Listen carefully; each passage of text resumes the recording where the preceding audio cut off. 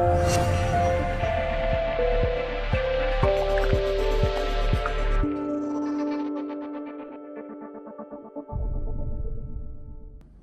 Dr. Shakib here from Irvine Spinal Wellness Center. I'm going to go over some shoulder exercises you can do at home using DNS, or dynamic neuromuscular stabilization, which is essentially a developmental kinesiology. That's a lot of words to digest, but let me explain. So this is the explanation. Developmental kinesiology has to do with how we all started as infants, and then we went through a systematic movement patterns and positions that led to us learning to walk. No matter what part of the world you go to, that happens. So one of the things that I use in the practice has to do with developmental kinesiology, of course, with brain-based neurology and posture. Shoulder injuries are very, very common as a result of this posture primarily, where the ball inside the socket is simply residing in front of the socket instead of being centrally located like it was supposed to be. We call that centralization. So in order to fix that, instead of giving a band or dumbbell or whatever heck happens in physical therapy offices or in chiropractic offices where you get adjusted, wonderful things, they have value, but it's just not the right time to do those things. And that's what happens in my office, going from very basic steps, walking through the ones that the patients are strong about. Great, we zip through the ones that they need to have work on, we work on that.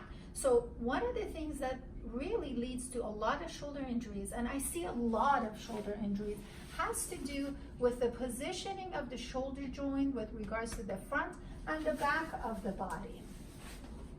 Is the ball sitting inside the socket properly or not? Desiree, can you come and sit over here so I can use your model as a model, and then I'll show other things. So go ahead and bring your shoulder forward. So if the ball is sitting in front of the socket, it's going to impact the shoulder blades, and the shoulder blade muscles are constantly trying to pull the shoulder joint back. But since it's sitting over here for too long, these guys get tired, they will not do their normal job, and that becomes a problem. One of the things that ends up happening is we end up using the upper trap right here, and we end up shrugging our shoulders a little bit more, and then that gets tired and the head starts moving forward. Does that look familiar to you? That's pretty much a lot of people's posture. So instead of saying, okay, do the Superman exercise or glide your neck back and do the, well, who knows, whatever else they do, we don't do that in the office. What we end up doing is this. Go ahead and give me some space. Can you see me, Carolyn? So the way we're gonna do this move actually has to do with laying on the back position. So you're gonna be laying down on the back in this pose, which is a little bit more advanced. You're gonna go into the triple flags. The whole spine is nicely neutral, laying against the floor, and the rib cage is flat. We're keeping the arm on the same line as the chest. So as I need to start moving in this direction, as my arm goes from here to here, what is not allowed is for the ball inside the socket to push my socket up, which is most people's issue. So instead of everything working together to do the move like this, what ends up happening is this goes up. I can't even do this. Seriously, that's so uncomfortable. This goes up, oh, this goes up, then the neck goes up, and then you do it. I still got myself up, but I used the wrong muscles. Can you imagine doing the wrong thing every single time you move a joint?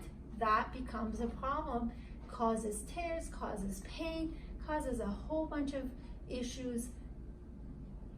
Frozen shoulder, common.